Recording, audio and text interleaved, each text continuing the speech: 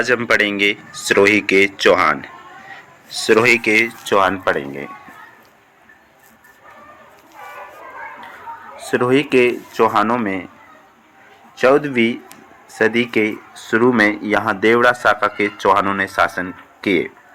देवड़ा चौहानों का शासन स्थापित करने वाला मूल पुरुष लुम्बाजी थे। कौन थे? लुम्बाजी, जिन्होंने देवड़ा शाखा की शुरुआत की। जालोर के चौहानों की देवड़ा शाखा का वंशज था ये। 1321 में लुम्बा की मृत्यु हो गई। 1321 में लुम्बा जी की मृत्यु हो जाती है। फिर आते हैं रायमल चौहान जी।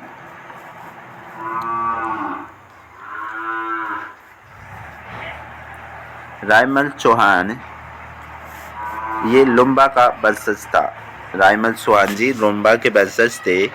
14वीं शताब्दी में ये शासक बना। इसके समय चंद्रावती पर बार बार मुस्लिम आक्रमण होते थे, क्योंकि गुजरात जाने का एकमात्र मार्ग यही था।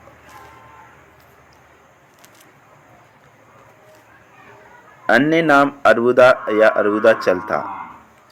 1823 में यहाँ शासक महाराजा शिव सिंह ने ईस्ट इंडिया कंपनी से संधि की।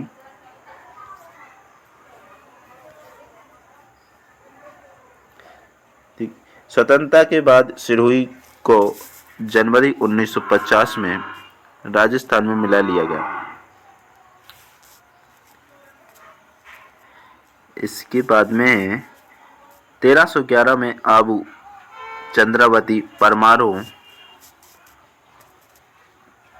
परमारों से छीनकर स्वतंत्र राज्य स्थापित किया और चंद्रावती को अपनी राजधानी बनाई।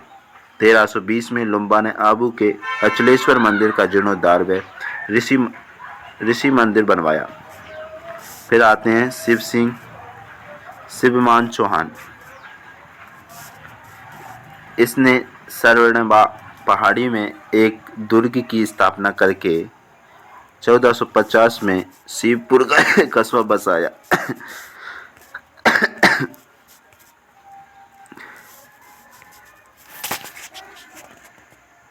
फिर सहसमल चौहान शिवपुरी को स्वास्थ्य के तौर पर उचित न समझकर इसने 1425 में सिरोही बसाया।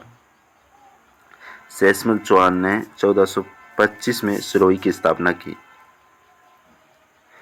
और राजधानी सिरोही को ही बनाया। इसके समय मेवाड़ में महाराणा कुंभा का शासन था। सहसमल जी के समय मेवाड़ में महाराणा कुंभा का शासन था, जो फेमस शासक रहे हैं कुंभा जी। इनको बहुत सारी इनकी उपाधियां भी हैं जो पेपर में अक्सर पूछी जाती हैं, और इन्होंने रचनाएं भी की, जैसे संगीत राज, सूर प्रबंध आदि, जो एग्जाम की दृष्टि से इम्पोर्टेंट हैं। कुंभा जी को हम इन मेवाड़ के इतिहास में पढ़ेंगे, जो कल टॉपिक पढ़ाया जाएगा। मेवाड़ का इतिहास ये बहुत ही बड़ा है टॉपिक, इसलिए इसमें 1 से 2-3 दिन भी लग सकते हैं, जो हम उसको डिटेल से पढ़ेंगे। नोट्स बनाएंगे पहले, उसके बाद में उसकी रीडिंग करेंगे। पहले तो इम्पोर्टेंट क्वेश्चन छाटेंगे जो पेपर में पूछे जाते हैं, उसके बाद में हम उसको पढ़ेंगे नोट्स के माध्यम से। जो इम्पोर्टेंट है वही मैं आपके सामने पेश करूंगा। तो चलो हम इस सहसमल चौहान जी के बारे में और आगे बढ़ते हैं। इसके समय मेवाड़ में महाराणा कुंभा का शासन था। सहसमल ने मेवाड़ राज्य के कुछ गांवों को अपनी अधीन कर लिया। कुंभा को सूचना मिलती ही डोडिया नरसिंह के नेतृत्व में सहसमल के विरुद्ध सेना भेजी, जिसने आबू, बसंतगढ़ एवं बूढ़ तथा सिरोही के पूर्वी भाग पर अपना अधिकार कर लिया।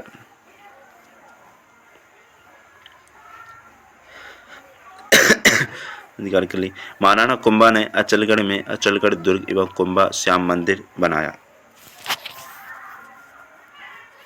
महाराणा कुंभा ने अचलगढ़ में अचलगढ़ दुर्ग एवं कुंभा श्याम मंदिर बनवाया था। यह भी इम्पोर्टेंट है।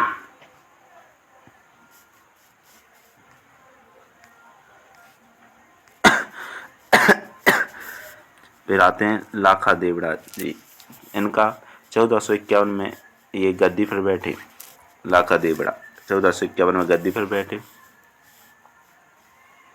लाखा में पावागढ़ गुजरात से काली माता की मूर्ति लाखा सिरोही में स्थापित की। लाखा जी ने पावागढ़ गुजरात से काली माता की ये मूर्ति लाए थे, जो इन्होंने सिरोही में स्थापित की थी।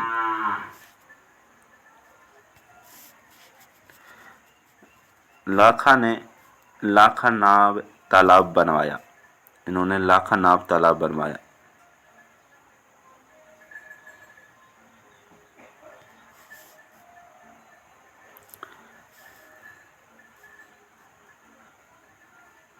और इसने गुजरात के मांडू सुल्तानों से मिलकर मेवाड़ पर आक्रमण किया। मेवाड़ पर मांडू सुल्तानों से मिलकर इसने आक्रमण किया। फिर आते हैं जगमाल चौहान जी। जगमाल चौहान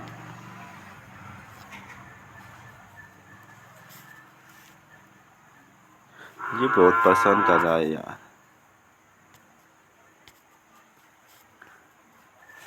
इसने मेवाड़ महाराणा रायमल का साथ दिया।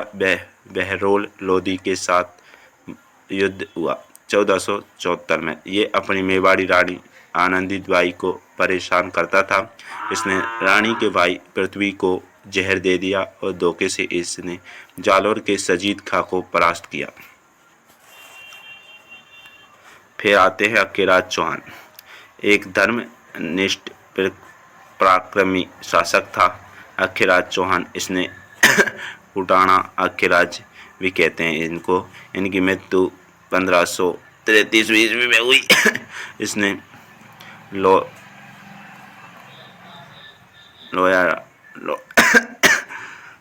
लोद्रणा के किले का निर्माण करवाया। ये थोड़ा मिस हो गया, इसको हम जानेंगे। लोयाना के किले का निर्माण कराया। खानवा युद्ध में राणा सांगा के साथ 1527 में ये साथ था अक्केराज चौहान। फिर आते हैं राम सिंह देवड़ा चौहान। ये भी एक धर्मनिष्ठ वीर शासक था। इसने मेवाड़ एवं मारवाड़ शासकों की बहुत सहायता की। भीरमाल से के जालोर पठानों से युद्ध करते हुए तीर लगने से 1543 में मृत्यु हो गई राय सिंह देवड़ा चौहान जी की भी। फिर आते हैं महाराणा सुल्तान चौहान। महाराणा सुल्तान ताना चौहान इसके समय बीकानेर के महाराणा राम सिंह सोरठ जाते समय सिरोही रुके। सुल्तानों ने आधा राज्य देकर अकबर के अधीन तो स्वीकार कर ली। ये थोड़ा मैंने स्केच के द्वारा आपको समझा रखा है, जो आप देख लेना वीडियो को पॉज करके। युद्ध में चारण कवि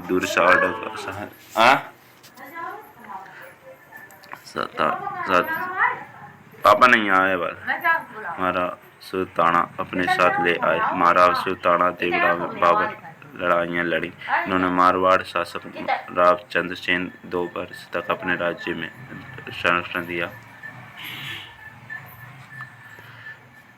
फिर आते हैं महाराव राय सिंह। गद्दी पर 1610 में बैठे। इनका अपने ही छोटे भाई सूरज सिंह ने 164 ईस्वी में धोखे से इनको मार दिया।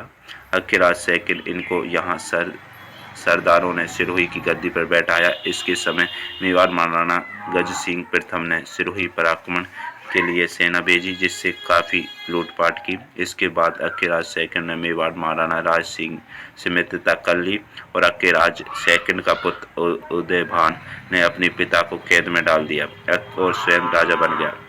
उदयभान चौहान अपने पिता को कैद में डालकर राजा बना। मेवाड़ महाराणा राज सिंह ने अपनी सेना भेजकर उदयभान को सिरोही से भगाया और अक्केराज सेकंड वापस गद्दी पर बैठाया। अक्केराज सेकंड ने अपने पुत्र उदयभान को मरवा दिया। महाराव मान सिंह 1705 में सिरोही का राजा था। सिरोही में के बच्चे कच्चे लोहे के तलवार बनाने रोक लगाई गई। इसके बाद पक्के लोहे से तलवार बनाई जाने लगी। पूरे देश में प्रसिद्ध हो गया। खांसी बहुत ही ज़्यादा हो गई है, अस्पताल जाना ही पड़ेगा। हो गया है। तलवार मानशाही नाम से प्रसिद्ध हुई। महाराव बैरी साल राजा 1782 में राजा बना। मृत्यु 1837 में हुई। ये अंतिम पेज है। उदयभान चौहान इनका ध्यान ऐशो आराम में अधिक होने के कारण सिरोही राज्य के हालात बिगड़ गए थे। उदयभान चौहान के समय बिगड़े हालातों के कारण 1817 ईस्वी में इनके छोटे भाई शिव सिंह ने उदयभान को जेल में डाल दिया। शिव सिंह चौहान इसके बाद 11 सितंबर 1823 को सिरोही राज्य की अंग्रेजों से संधि हुई। 30 अक्टूबर 1823 को गवर्नर जनरल पद की स्वीकृति मिली। जनवरी 1950 में सिरोही रियासत का विलय राजस्थान में हो गया, अबू दिलवाड़ा को छोड़कर। 1 नवंबर 1956 को अबू दिलवाड़ा को भी राजस्थान में मिला लिया गया। इनके समय 1857 में कंपनी सरकार से संधि की बातचीत चली, परंतु जोधपुर शासक मान सिंह ने अंग्रेज सरकार को पत्र लिखा कि सिरोही ने इनकी जांच का कार्य राणा जेम्स टोड को सौंपा है। टोड की आई रिपोर्ट में सिरोही को स्वतंत्र घोषित किया गया। चलो, ये टॉपिक यही समाप्त होता है। अब हम कल मेवाड़ का इतिहास पढ़ेंगे, तो आपको आना ना भूलें। जरूर से आए क्लास को ले, और तभी आपको जानकारी होगी। क्लास होगी 2 घंटे की मेवाड़ का इतिहास वाली। तो चलो, यहाँ पर भी हम समाप्त करते हैं।